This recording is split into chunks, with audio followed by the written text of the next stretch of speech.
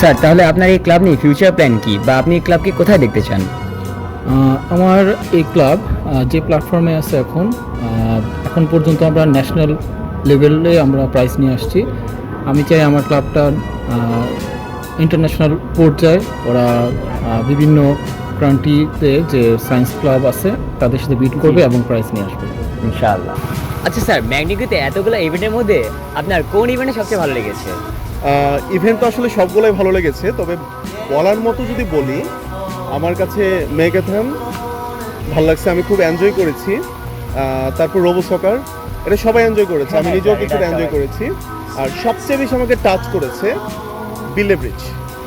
এইটা এই জন্য টাচ করেছে যে ওইখানে বাচ্চারা এতটা এক্সাইটেড ছিল এবং তাদের এটা ওয়েটে ভেঙে যাচ্ছে, ওই মুহূর্তে তারা বলছে আল্লাহ ভেঙে দিও না, আল্লাহ ভেঙে দিও না, আল্লাহ ভেঙে দিও না। খুব ভালো লাগছে আমার কাছে, ওটা খুব টাচ করেছে আমাকে। আমার কাছে মনে হয়েছে ওদের জন্যই এই প্রোগ্রামের সার্থকতা বা সফলতা আসছে।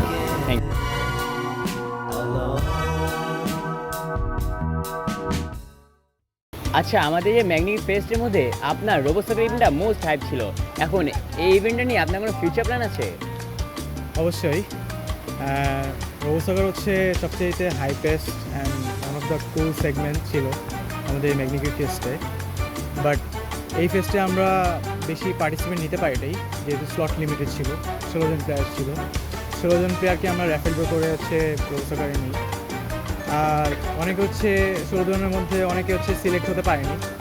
তো আমরা চাচ্ছি যে নেক্সট কোনো ফেস্টে আমরা রোবো সকার নিয়ে আসবো এবং চেষ্টা করব রোবো সকারের পাশাপাশি অন্য কোনো বট বা অন্য কোনো সায়েন্টিফিক রোবট, যার মধ্যে আমরা গেমসগুলো আসলে রোবোটিক্স যে গেমসগুলো এগুলো আমরা ফিউচারে যদি আমরা অনলাইন করতে পারি ইনশাআল্লাহ হোপফুলি হবে।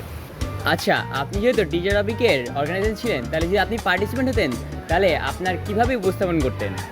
ফার্স্টে আমি খুব ভালো একটা ইন্ট্রো সিলেক্ট করতাম, দেন আমি এটার জন্য বেস লাইন সিলেক্ট করতাম। আর আমরা যেহেতু 5 মিনিট সময় রেখেছিলাম, তো আমাদের সেখানে 2 মিনিট ছিল সেটা এই টপিকটা সম্পর্কে ভাবনা চিন্তা করার, বিভিন্ন সোর্স থেকে ইনফরমেশন কালেক্ট করার, এবং বাকি 3 মিনিট ছিল সেটা ভালোভাবে উপস্থাপনা করার।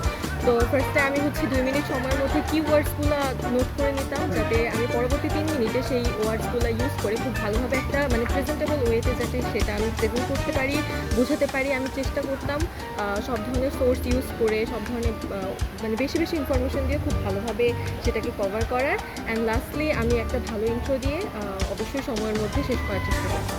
আপনি যা বলেছেন এটা কি আসলে সম্ভব? অবশ্যই সম্ভব। আমাদের পার্টিসিপেন্টসদের মধ্যে 2-1 জন করে দেখিয়েছেন যারা উইনার এবং আচ্ছা, আপনি যে কিউব স্প্রিন্টের অর্গানাইজার, আপনার ইভেন্টের পর কিউবের অবস্থাগুলো কেমন হয়েছিল? কিউবের অবস্থা তো ভালোই ছিল, বাট আমাদের অবস্থা অনেক কাহিল হয়ে গিয়েছিল, কয়েকজনকে হসপিটালাইজড হয়েছিল তুলনামূলকভাবে। আচ্ছা, ম্যাগনিকুতে যেহেতু আপনাকে খাওয়ার ইনচার্জ দেওয়া হয়েছিল, তাহলে আপনি কয়টা খাওয়া মেরেছেন নিজে? আমি একটাও মারি নাই, কিন্তু আমি মারতে দেখছি। আমি থাকতে কেউ মারতে পারবে? আমি তোকে দেখছিলাম নিতে, আর আমাদের ক্লাবে কয়েকটা আছে যারা নিজেরাই 3 জন। আমি তো নি নাই আপু, আমি পরে আটকাইছি, তো নিতে পারে। আচ্ছা, হ্যাঁ, এরকম একজন জায়গায় 3 জন আর কি। আচ্ছা ভাই, আপনি যে এত ফেস্টে কাজ করেছেন, আপনার সায়েন্স ফেস্টে কাজ করে কেমন লেগেছে? আসলে সায়েন্স ফেস্টে কাজ করে আমার অভিজ্ঞতাটা অবশ্যই অনেক ভালো ছিল, প্যানেলটা যথেষ্ট ভালো ছিল। কিন্তু সমস্যা হলো এই ক্লাবে আসার পর থেকে না আমি পরিচয়হীনতায় ভুগছি। আমি কি ছেলে নাকি মেয়ে হয়ে গিয়েছি? আমি তো তাই দেখতে পাচ্ছি এখানে। এখন পারিপার্শ্বিক পরিস্থিতির কারণে মেয়ে হয়ে গেছি, এর দায়ভার কি সরকার নেবে? আপনারাই বলেন, সায়েন্স ক্লাবে নিতে হবে। সরকার কি নিবে আমার মেয়ে হয়ে যাওয়ার দায়ভার? প্রশ্ন রইল জনগণের কাছে। আপনাদের বিলটা বীজে কি মনে হয়, ছোটদের বীজ বেশি ভালো হয়েছে নাকি বড়দের বীজ? কিসের ব্রিজ? ব্রিজের থেকে আমার তো ব্রিজ ভাঙা বেশি ভালো লাগছে। আর সারাদিন ছোটদের আপু আপু শুনতে শুনতে আমি আর কিছুক্ষণ থাকলে তো ওখানে পাগলই হয়ে যেতাম। আর ওদের বিচার শুনে মনে হয়েছিল আমি ইনচার্জ না, আমি কোনো জাজ। আচ্ছা, আপনারা যেহেতু ভলেন্টিয়ারদের ইনচার্জ, তাহলে আমি কিছু ভলেন্টিয়ারদের শুনে পেয়েছি যে আপনারা ভলেন্টিয়ার থেকে এক্সট্রা সুযোগ সুবিধা নিয়েছেন, এটা কি সত্যি? আমরা সুযোগ সুবিধা নিয়েছি বেশি কিছু না, ওখানে উপরে ওখানে নিচে ঘুমিয়েছি। আচ্ছা, আপনার মেগাথনের প্রজেক্টে কি আসলে কাজ করছে নাকি হাত তুলে দেওয়া করার পর কাজ করা শুরু করছে? আমার মেগাথন আছে নৌকা, ওইটাতে করে এই জায়গাটা সোজা মঙ্গল গ্রহে যাওয়া যায়। কাজ করে নাই মানে কি? হ্যাঁ, কাজ করে নাই মানে হাত তোলা লাগবে মানে কি এগুলো? আপনি যদি সব অর্গানাইজারের মধ্যে একজনকে থাপ্পড় মারতে হয়, তাহলে আপনি কাকে থাপ্পড় মারবেন? অনেক ভাই আমি কি করছি? আচ্ছা, আপনি যে ক্লাবের প্রেসিডেন্ট, আপনার এই ক্লাবের টিমের থেকে টোটাল এক্সপেকটেশন আর এই ক্লাবের ফিউচারটা।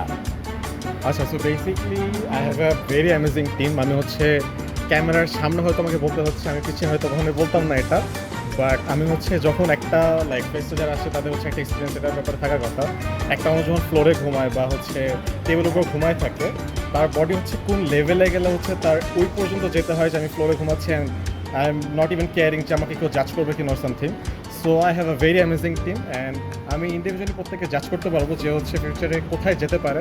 অ্যান্ড এই টিম নিয়ে যদি আমি হচ্ছে ক্লাবের এক্সপেকটেশনস ইন ফিউচার চিন্তা করি, then I can do anything I want with this team. And last but not the least, আমার ক্লাবে হচ্ছে সবচেয়ে বেশি মেয়ে compare to any other clubs. And এটা নিয়ে হচ্ছে অনেক একটা কোয়ারি যে এতগুলো মেয়ে একটা ক্লাবে কোনো কাজ হবে কি না, অ্যান্ড দ্য এক্সাম্পল ইজ ম্যাগনিফিক।